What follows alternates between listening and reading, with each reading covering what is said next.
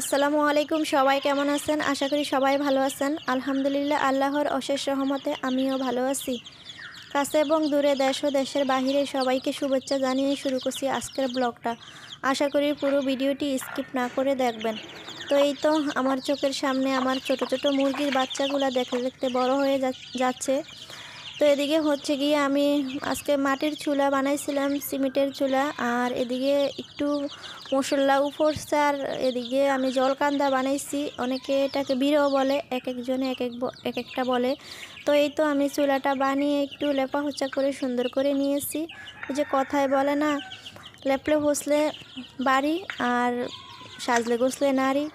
এটাই আর কি, লেপলে হোসলে সব কিছু সুন্দর লাগে। যেহেতু আমরা গ্রামের মানুষ, তো মাটির চুলা সব সময় আমগো দৈনিক জীবনের রান্না বান্না সব কিছু আমাকে মাটির চুলাতেই করতে হয়। তো আমার এই মাটির চুলাটা কেমন হয়েছে সেটা অবশ্যই কমেন্ট করে জানাবেন। আর পাইপের চুলার মতোই আমি এটা বানিয়েছি। রান্না বান্না করলে তত একটা কালি হবে না। আর ধোঁয়া বাড়ানোর জন্য এক সাইড দিয়ে আমি একটু পাখা রাখছি, তো ওদিক দিয়ে ধোঁয়াটা বাড়িয়ে যাইব। তো এই তো চলে এসেছি রান্না বান্না করার জন্য। আর আজকে হচ্ছে বেগুন ভাজি করব। গাছের ফ্রেশ বেগুন নিয়েছি। তো বেগুনের চোকলাটা আমি একটু চিলে নিয়েছি, কারণ এই চোকলাটা বেগুনের গায়ে থাকলে আমার ছেলে খেতে চায় না। চোকলাটা নাকি ভালো লাগে না ওর কাছে। চোকলাটা সহকারে যদি বেগুন ভাজি করি তাহলে ও একদম খেতেই চায় না বেগুন ভাজি। তো এই জন্য আমি চোকলাটা ফালিয়ে তারপরে সুন্দর করে পিস করে তারপরে বেগুনটা ভাজি করি, তখন একটু খায় আর কি। প্রতিদিন তো মাছ মাংস খেতে ভালো লাগে না, তো আজকে ভাবছি যে বেগুন ভাজি আর তার সাথে পাতলা করে একটু ডাল রান্না করে নেব।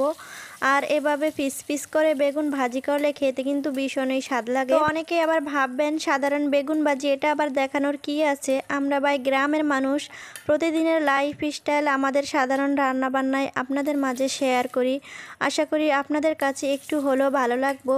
আর যদি ভালো লেগে থাকে তাহলে প্লিজ আমার চ্যানেলটা সাবস্ক্রাইব করে আমার পাশেই থেকে যাবে। বেগুনটা আমি একটু পোড়া পোড়া করে ভাজতেছি, হালকা করে ভাজি নাই। একটু পোড়া পোড়া করে ভাজলে আমার কাছে খেতে ভালো লাগে আর বেগুনের একটা ফ্লেভার আসে। তো এই বেগুনের চোকলাগুলো আমি ফালাই না, তাড়াহুড়া করে রান্না করতে চলে এসেছি, এজন্য এগুলার আর ফালানো হয় না। আর এনে দুই একটা আবার একটু লম্বা টাইপের বেগুন ছিল, এজন্য আর ফালাই না। গোলগুলার ফালিয়ে দিয়েছি, লম্বাগুলার ফালাই না, চোকলাগুলা। তো এই তো এক এক করে সবগুলা বেগুন আমি ভেজে নিয়েছি এখন। তো আমার বাসায় মাছ দিয়ে বেগুন রান্না করলে খেতে চায় না, তো মাঝে মাঝে এভাবে আমি একটু তেলে ভেজে তারপরে পেঁয়াজ কুচি কাঁচামরিচ কুচি সব কিছু দিয়ে তারপরে একটু ভাজা ভাজা করে দিলে তারপরে একটু খায়। আর আমার শ্বশুর তো একদম বেগুন খেতেই চায় না, উনি বলে যে বেগুন খেলে নাকি অ্যালার্জি। আমি তা তো একটা বুঝি নাই আসলে, আপনারা কি বলেন যে বেগুন খেলে কি অ্যালার্জি হয়, চুলকানি হয়? তো মনে হয় যে যার অ্যালার্জি বেশি তার চুলকায়। আল্লাহর রহমতে আমাদের তত একটা চুলকানি হয় না। এমনিতে আমি বেগুন খেতে চাই না, আমার তত একটা প্রিয় না বেগুন। বেগুন একটু খুবই পছন্দ করি, তারপরেও বাধ্য হয়ে খেতে হয়। কারণ হচ্ছে শখের বসে অনেকগুলা গাছ লাগিয়েছি, তো ওই গাছে বেগুন হলে কি করব, আর তো খেতে হয় মাঝে মাঝে, বা অন্য কেউ মাঝে মাঝে দিয়ে দেই।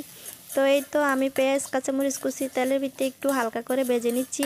আর আমি তাতে একটা তেল দিই না, অল্প তেলের ভিতরেই ভাজতেছি, কারণ সব সময় রান্না করলে আমি তরকারির ভিতরে তেল বেশি দিয়ে দিই। তা আজকে ভাবছি যে অল্প তেলে কিভাবে রান্না করা যায়, আমি আজকে অল্প তেল দিয়ে বেগুনটাকে ভাজি করব। এমনি বেগুনটা ভাজি করছি তেল একটু বেশি দিয়ে, কিন্তু যখন পেঁয়াজ কুচি কাঁচামরিচ কুচি দিছি তেলে, তখন কিন্তু তত একটা তেল দেই নাই, আমি হালকা একটু তেলের ভিতরেই ভেজে নিয়েছি।